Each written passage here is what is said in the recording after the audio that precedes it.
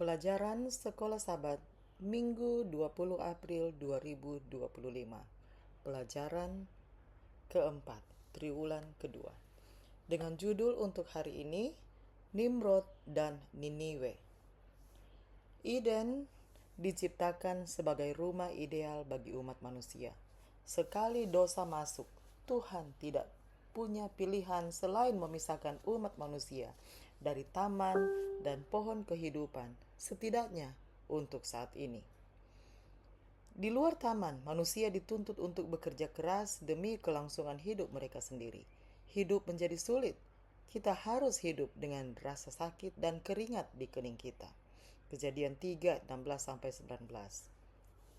Orang tua pertama kita percaya bahwa raja yang benar akan menyediakan jalan kembali ke taman, dan mereka membawa korban-korban ke pintu gerbang Eden dalam pengharapan yang setia akan penebusan yang Allah sejak awal tawarkan kepada dunia yang jatuh. Taman Eden tetap berada di atas bumi ini lama setelah manusia terbuang dari jalan-jalannya yang penuh kesukaan itu. Ke tempat inilah Adam dan anak-anaknya datang untuk menyembah Tuhan.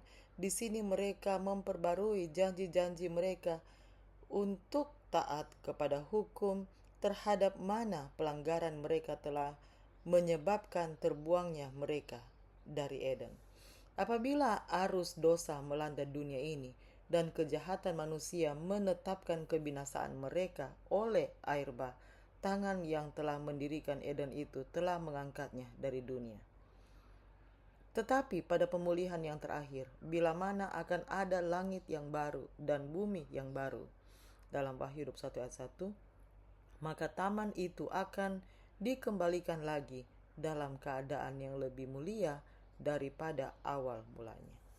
Namun, yang lain mengerjakan solusi buatan manusia untuk masalah kita yang baru, dan kita melihat lahirnya kota negara, satu upaya untuk menciptakan kehidupan yang lebih mudah dan mungkin mencoba mendapatkan kembali apa yang hilang di Eden.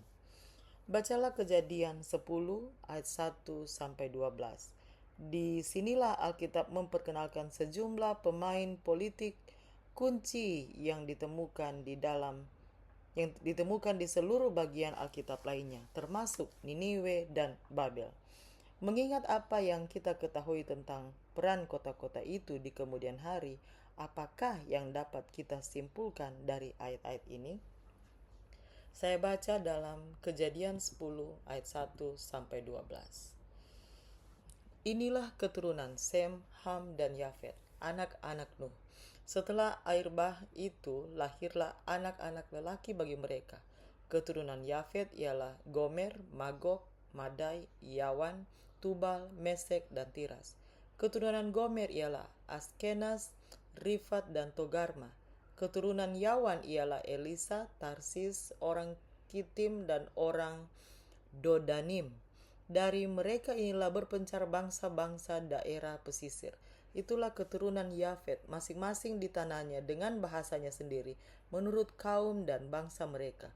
Keturunan Ham ialah Kus, Misraim, Put, dan Kanaan. Keturunan Kus ialah Seba, Hawila, Sabta, Raima, dan Sabteka. Anak-anak Raima ialah Sheba dan Dedan. Kus memperanakan Nimrod. Dialah yang mula-mula sekali orang yang berkuasa di bumi.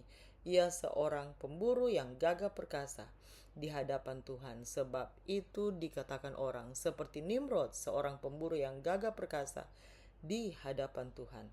Mula-mula kerajaannya terdiri dari Babel, Erek, dan Akkad, semuanya di tanah Sinear.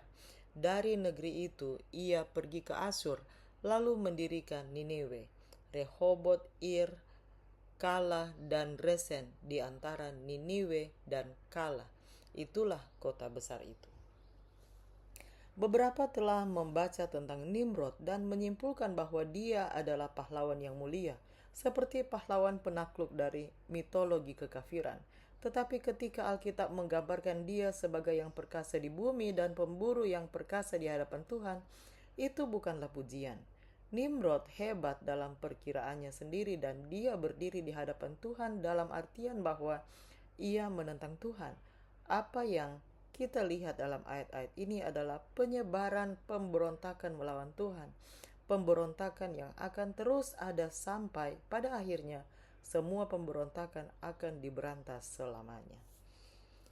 Mengapa dosa pemberontakan melawan Tuhan lebih halus daripada yang mungkin kita sadari?